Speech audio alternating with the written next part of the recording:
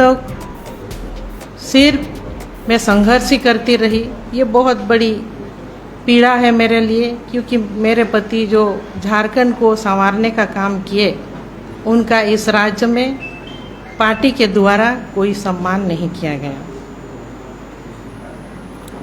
और मैंने कई बार उनके सामने अपने बातों को रखी कि उनकी मौत कैसे हुई, उसकी जांच होनी चाहिए, पर इसको भी उन लोगों ने ध्यान नहीं दिया और मेरी बातों को अनसुनी करते रहे हमेशा। तो ये बहुत बड़ा मैटर है।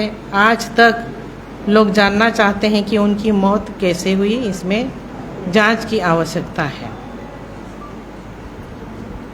और जिस दिन कल्पना सोरेन जी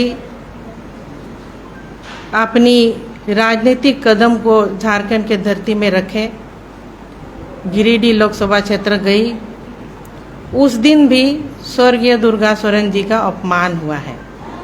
सभी शहीदों का उन्होंने नाम लिए, लेकिन जिन्होंने झारखंड को संवारा, झारखंड के गरीबों का मसीहा माना जाता रहा, उनको उन्होंने सम्मान नहीं देने का काम किए। ये बहुत बड़ा अन्याय है, अपमान है कि स्वर्गीय दुर्गा सोरेन जी का अपमान मैं बिल्कुल भी बर्दाश्त नहीं करूंगी। और जिस तरह से आज भारतीय जनता पार्टी में हमारे यशस्वी प्रधानमंत्री महिलाओं को, आधी आबादी को, नारी शक्ति को जिस तरह से सम्मान देते जा रहे हैं, उसको देखते हुए आज हम ये निर्णय लिए, बहुत सोच समझ करके। जिस तरह से महामहिम राष्ट्रपति उड़ीसा की एक छोटे से गांव से आती है, उनको एक सर्वोच्च पद पर बैठाने का काम किए, प्रथम नागरिकता का दर्जा देने के काम किए, और लोकसभा और राज्यसभा में जिस तरह का 33% आरक्षण को पास किया गया, एक आधी आबादी महिलाओं को आगे आने वाले दिन में सशक्तिकरण के लिए एक बड़ी मिसाल है। इसको देखते हुए सम्मान है तो सिर्फ भारतीय जनता पार्टी में महिलाओं के सम्मान है, इसको मैंने यही देखा है। जब तक स्वर्गीय दुर्गा सोरेन जी थे झारखंड मुक्ति मोर्चा में, तब तक पार्टी का नीति सिद्धांत एक सही ढंग से चलती थी।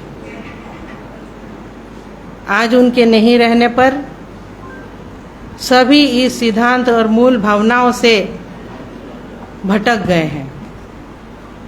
आज हम देख रहे हैं वहाँ दलालों का मनमानी चलता है। हर एक जिला में जब भी हम जाते थे, दलालों से ही भेंट होती थी। अब ऐसे में झारखंड की धरती के हमारे जो यहाँ आदिवासी है, मूलवासी है, गरीब तत्व के लोग रहते हैं, चारों तरफ भ्रष्टाचार ही भ्रष्टाचार है।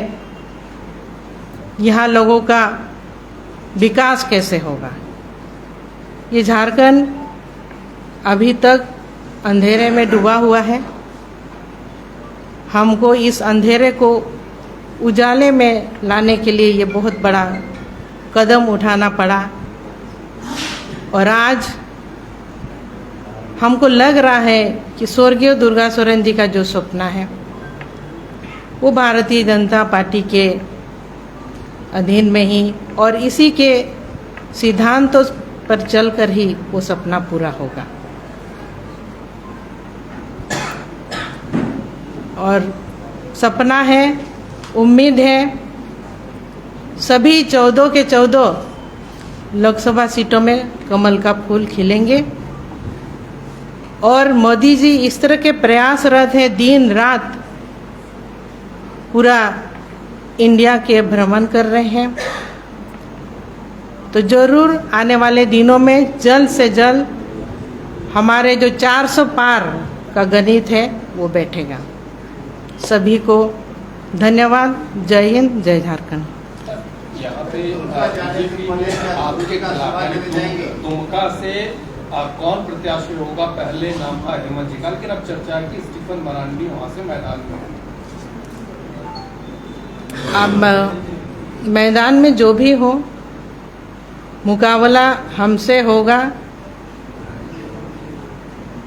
तो जीत कमल की ही होगी, कमल फूल की ही जीत होगी। हम कह चुके हैं जेएमएम का कहीं कोई अस्तित्व ही नहीं रह गई है, क्योंकि सभी भ्रष्टाचार में लिप्त हो गए हैं। जेएमएम भी दुर्गा सोरेन जी के फोटो के साथ होगी। सीता जी, जेएमएम भी दुर्गा सोरेन जी के फोटो के साथ ही चुनावी मैदान में होगी।